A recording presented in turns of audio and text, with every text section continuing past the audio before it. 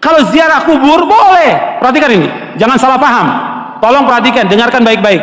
Jangan salah paham. Kalau ziarah kubur, ke kuburan kaum muslimin boleh. Dianjurkan oleh Nabi Muhammad SAW. Ziarah kubur, ke kuburannya pemakaman kaum muslimin boleh. Sunnah dianjurkan oleh Rasulullah SAW.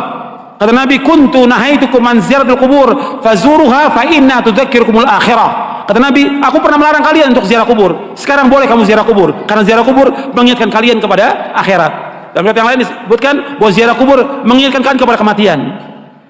Ziarah kubur kaum muslimin boleh, tapi ziarah kubur yang dilakukan oleh mereka ini, datang ke kuburan wali dengan niat kuburan itu mengandung barokah, bahwa orang itu soleh, suci, bisa mengangkat doa mereka ke langit kepada Allah sebagai tawasul. Mereka minta, ada yang menjadikan mereka sebagai wasilah kepada Allah, ada yang menjadikan mereka sebagai syafaat kepada Allah, ada yang mereka menjadikan mereka sebagai Tuhan yang mereka minta kepada penghuni penghuni kubur itu. Ini kenyataan yang dilakukan oleh orang-orang yang ziarah-ziarah kubur ke kuburannya para wali. Dan ini kalau anda perhatikan, kerusakannya luar biasa ini. Karena masalah akidah, masalah tauhid, mereka mengalihkan ibadah kepada selain Allah yang Allah tidak redha selama-lamanya. Di dalam buku atau kitab Ushul Tsalatsa oleh Syekh Muhammad bin Abdul Wahab dikatakan, innallaha la yarda ay yushraka ma'ahu ahadun fi ibadatihi la malakun muqarrabun wala nabiyyun mursal. Allah tidak redha selama-lamanya apabila Allah disekutukan dengan makhluknya, apakah dengan malaikat yang dekat atau dengan nabi yang diutus. Allah nggak redha. Maksudnya kalau ada orang yang berdoa meminta kepada malaikat Jibril, minta kesembuhan, minta rezeki, minta dimudahkan urusan, Allah nggak redha. Karena malaikat Jibril nggak bisa mengabulkan doa yang mengabulkan Allah. Atau kepada nabi yang diutus, orang datang ke kuburannya Nabi Muhammad SAW, minta kepada Nabi Muhammad SAW supaya dimudahkan rezekinya, supaya dimudahkan jodohnya, supaya dagangannya laris, supaya segala macam. Allah nggak redha, nggak redha. Kenapa? Doa itu wajib dipanjatkan dan hanya ditujukan kepada Allah saja, tidak kepada yang lain. Allah nggak redha. Hatta kepada orang yang paling soleh, Nabi Muhammad SAW, orang datang kepada kuburan beliau minta, Allah nggak redha. Makanya nggak ada seorang sahabat pun yang datang ke kuburan Nabi untuk minta sesuatu, tidak ada. Tidak ada seorang sahabat pun radhiyallahu anhu ajmain yang datang ke kuburan Nabi untuk minta sesuatu, tidak ada sama sekali. Mereka berdoa langsung kepada Allah. Begitu juga setelah wafatnya Khulafaur Rasyidin, nggak ada orang datang.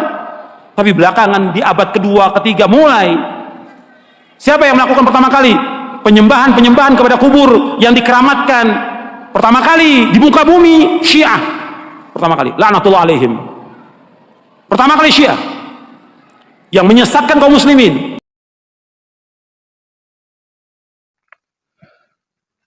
Assalamualaikum warahmatullahi wabarakatuh. Bismillahirrahmanirrahim. Ashhadu an la ilaha illallah wa ashhadu anna Muhammadar Rasulullah. Allahumma salli ala Sayyidina Muhammad wa ala ali Sayyidina Muhammad. Rabbi shrah li sadri wa yassir li amri wahlul 'uqdatam min lisani yafqahu qawli. Amin. Bismillahirrahmanirrahim. Salam ta'zimku buat para sahabat-sahabatku tercinta dimanapun Anda berada. Semoga kita semua senantiasa di dalam keberkahan Allah Subhanahu wa ta'ala. Amin ya rabbal alamin. Sebelum kita mulai kajian di pagi yang indah ini, marilah kita gemahkan kalimat thayyibah. Subhanallah walhamdulillah wa la ilaha illallah wallahu akbar wa la hawla wa la quwwata illa billahil aliyyil azim. Alhamdulillahi rabbil alamin. Marilah kita dengarkan pertanyaan dari sahabat kita yang berada di seberang Malaysia. Mari kita dengarkan. Assalamualaikum warahmatullahi wabarakatuh. Yang dimuliakan Kamas, dan juga salam gaharu kepada semua sahabat-sahabat dalam Europe Channel. Nama saya Mat dari PJ Selangor, Malaysia. Ingin menanyakan sesuatu kepada Kamas tentang kematian. Kita selalu diwawarkan oleh Kamas bahawa kita ni tidak wujud, manusia ni tidak wujud, manusia ni Adam, manusia ni mati. Pada hakikatnya bila mati akan dikuburkan. Jadi persoalannya sini, kita tidak wujud dan kita mati dan kita dikuburkan. Bagaimana kita nak memahami daripada segi hakikat kematian ini? Harap Kamas dapat memberi penjelasan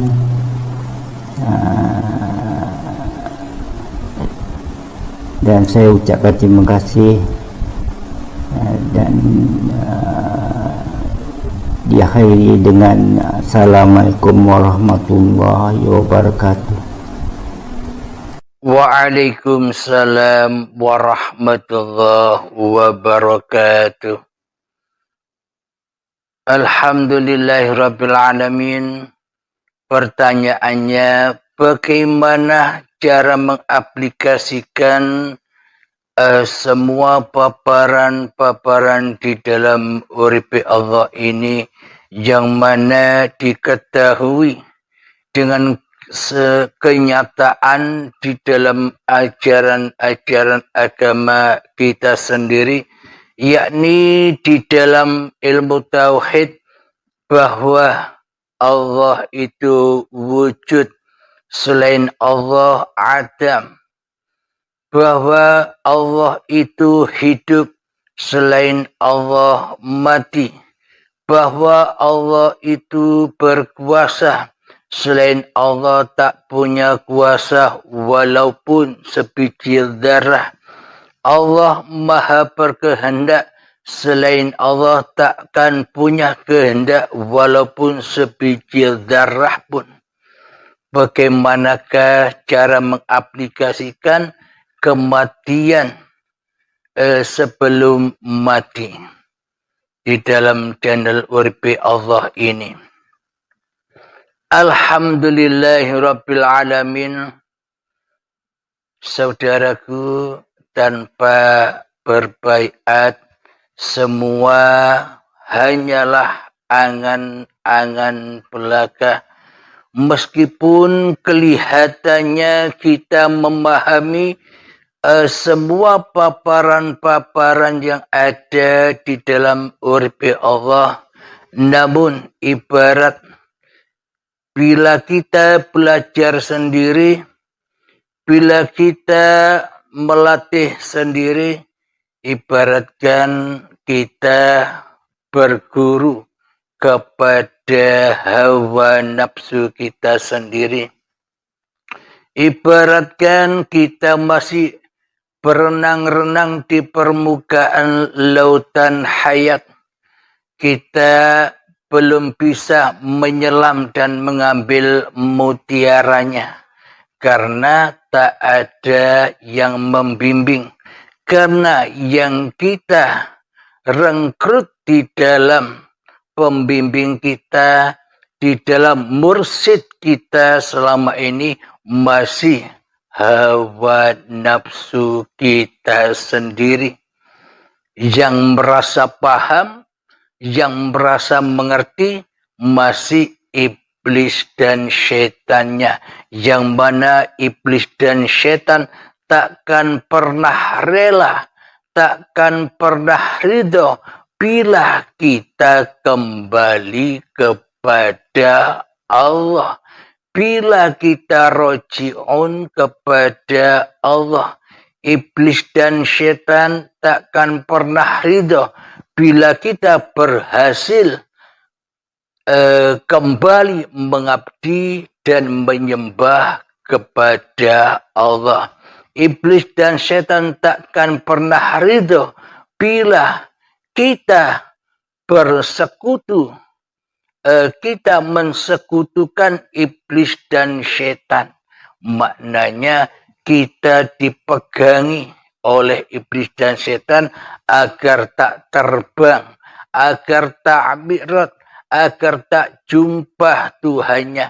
Iblis dan setan membisiki hati kita, wahai fulan, kamu sudah paham, kamu sudah mengerti di dalam paparan uripe Allah. Tak perlulah kau berbaiat, tak perlulah kau berguru, tak perlulah kau dapat bimbingan orang yang memaparkannya.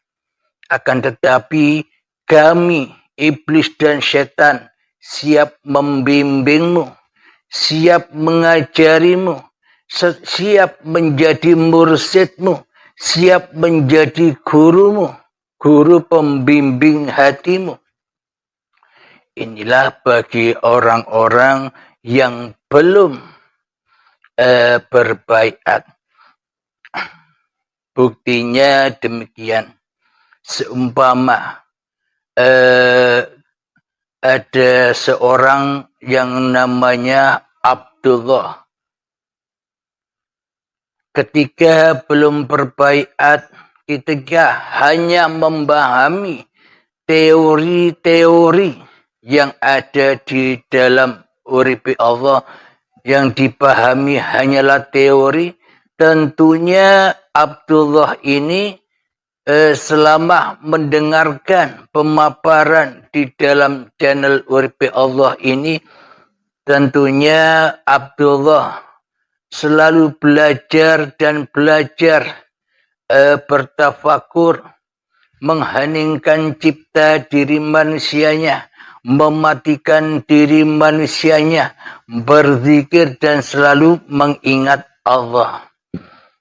Tentunya Abdullah yang lakukan demikian selama menyimak paparan uripe Allah sebelum berbaiat. Terkadang di dalam hati Abdullah ini kadang ingat, kadang lupa. Kadang ingat, kadang lupa. Kadang ingat, kadang lupa kepada Allahnya. Katanya demikian. Ketika Abdullah lupa, yang lupa Abdullahnya. Ketika Abdullah ingat, sedang ingat, yang ingat dan yang sedang ingat, ya Abdullahnya. Jadi lupa dan ingat masih dirajai, dituhani, dikuasai oleh Abdullahnya. Mana posisi Allah sebagai Tuhan yang mentuhani Abdullah? Sementara di dalam ingat dan lupa masih dikuasai, diakui oleh Abdullahnya. Inilah bukti bila tak berbaiat maka semua hanyalah angan-angan belaka dan tak akan pernah bisa mengaplikasikannya. Karena belajar tanpa guru pembimbing, ya disesatkan oleh hawa nafsunya. Alhamdulillahirabbil alamin.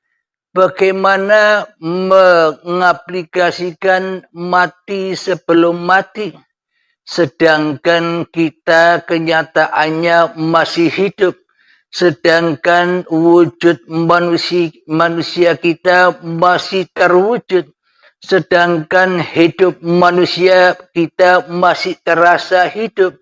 Sedangkan kekuasaan manusia kita masih berkuasa atas kehidupan ini. Bagaimana cara mengaplikasikan itu semua? Alhamdulillahirabbil alamin. Jadi untuk mengaplikasikan itu semua, maka yakini dulu agama yang kita anut, yakini dulu bahwa sesungguhnya Allah sebagai pencipta diri kita, bahwa sesungguhnya uripe Allah itu lebih wujud, lebih hidup, lebih berkuasa atas badan-badan kita yang selama ini kita akui sebagai badan milik kita. Jadi sesungguhnya hidup inilah, jadi sesungguhnya uripe Allah inilah yang lebih nyata daripada segala sesuatu, bahkan badan-badan ini. Jika tak ada hidup, apakah kita bisa menyaksikan badan-badan ini? Bila tak ada hidup, apakah kita bisa menyaksikan rambut, kepala, telinga, hidung, mulut, mata, alis, pipi, bibir, leher, badan, tangan, kaki? Apakah kita bisa menyaksikan itu semua tanpa wujudnya uripe Allah? Itu yang ada di dalam diri kita. Yang di luar diri kita tanpa uripe Allah, apakah gunung, langit, bulan, bintang, matahari, lautan, hutan, persawahan, dan semua yang kita lihat atas diri kita, apakah semua akan terwujud bila tanpa wujudnya uripe Allah? Ini dulu yang kita yakini dan kita tekankan serta kita aplikasikan. Jadi untuk mengaplikasikan itu semua butuh waktu yang panjang. Puluhan tahun belajarnya. Bahkan sampai menemui ajalnya, kita belum memahami dan mengaplikasikannya. Karena sangat amatlah sulit, sesulit bayangan orang, yakni sulitnya menuju Allah itu sesulit rambut dibelah 7 dan tajamnya 1000 pedang. Maka tak satu pun manusia bisa pergi, maknanya bisa bertemu Allah. Karena apa?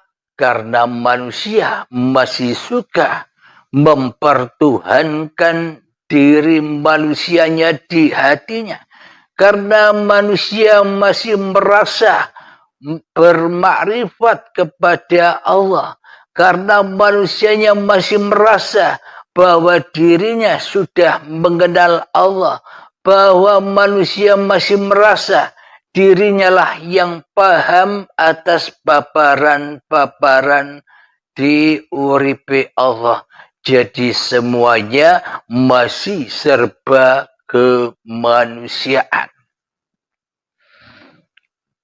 Itu membutuhkan waktu dan perjalanan yang panjang, masa yang panjang. Belum tentu usia kita sampai. Maknanya berlomba-lombalah dengan ajal.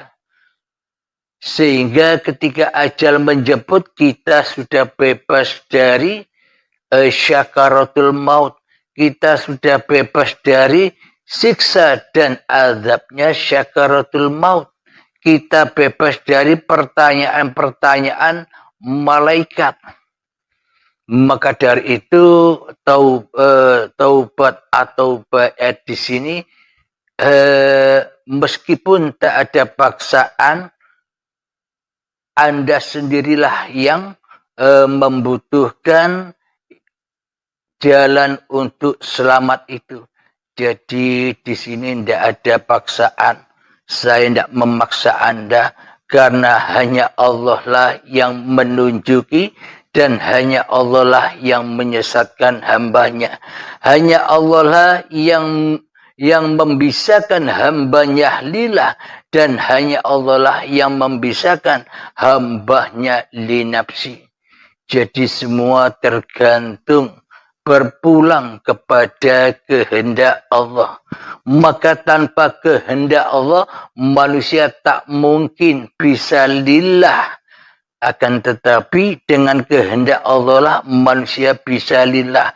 Ketika manusianya sudah rela kembali ke pangkuan Tuhannya dari pangkuan iblis dan setan.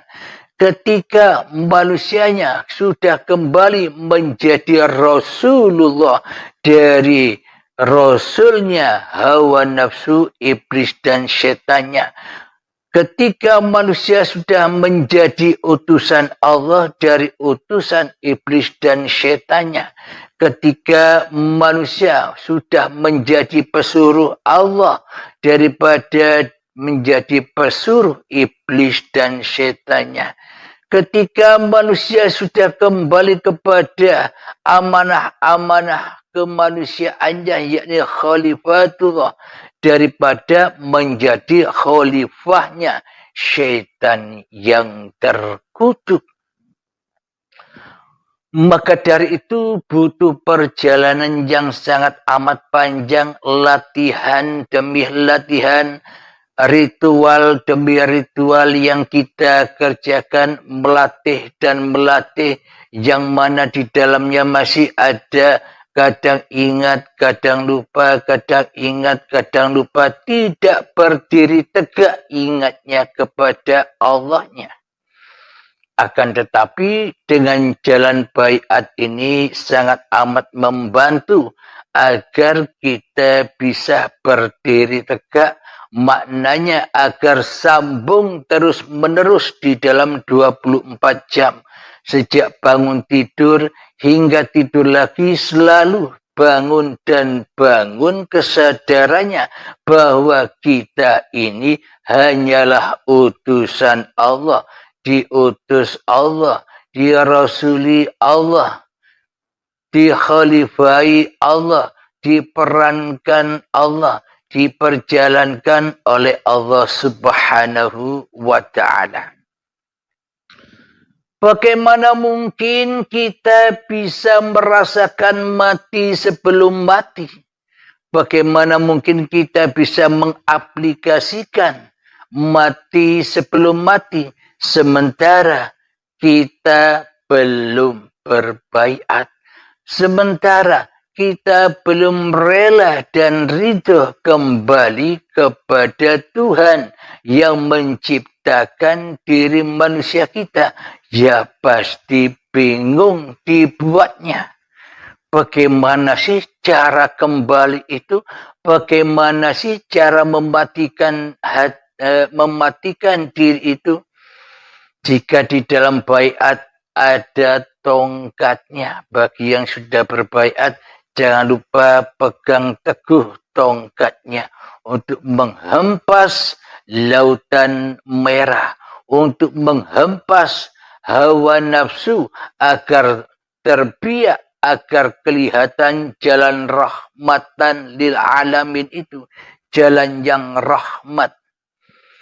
Alhamdulillahirabbil alamin, di dalam baiat itu ada tongkatnya. Tongkat inilah yang terpenting dan yang paling penting agar hamba bisa selalu dan selalu menuju kepada Tuhannya. Agar hamba selalu dan selalu berzikir kepada Tuhannya. Agar hamba selalu dan selalu ingat kepada Tuhan yang menciptakannya. Jadi guna berbaiat itu agar menetapkan di dalam hati bahwa diri manusia ini sebenarnya tak ada, yang ada hanya Allah, sesuai kitab-kitab yang diajarkan kepada kita, yakni wujud, kita, bako, dan seterusnya. Alhamdulillahirrabbilalamin untuk mengaplikasikan Muhammad, bukan kamu yang melempar itu, tapi aku yang melempar. Muhammad, bukan kamu yang memanah itu, tapi aku yang memanah. Halim, bukan kamu yang berkalam-kalam itu, tapi aku yang berkalam-kalam.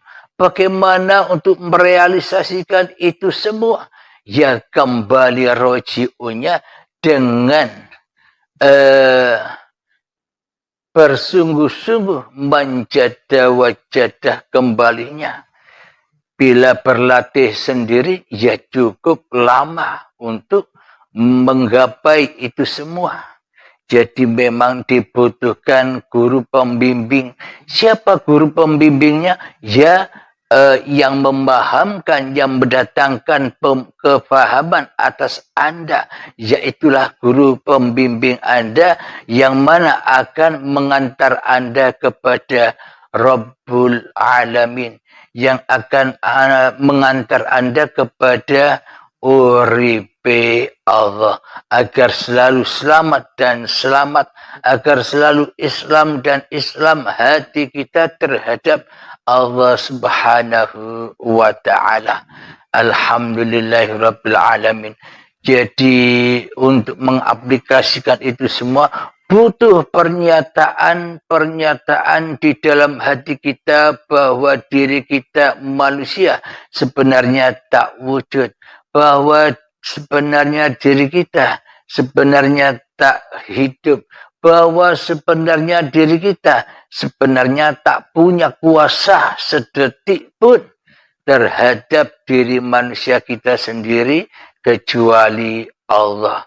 Semua itu hanyalah angan-angan belaka tanpa berbaiat. Hanya angan-angan belaka bila Anda tak mau berhijrah. Berhijrah dari alam kegelapan menuju kepada alam yang terang benderang, sehingga nyatalah Allahnya dan sehingga hancur leburlah kemanusiaannya, kefanaannya. Alhamdulillahirabbil alamin. Semoga saya pribadi dan semoga kita semua senantiasa di dalam lindungan Allah Subhanahu wa ta'ala. Amin ya rabbal alamin. Rabbana atina fid dunya hasanah wa fil akhirati hasanah wa qina adzabannar. Wa sallallahu ala sayyidina Muhammad wa ala alihi wa sahbihi wa sallam. Walhamdulillahi rabbil alamin. Al-Fatihah. Akhirul kalam. Assalamualaikum warahmatullahi wabarakatuh.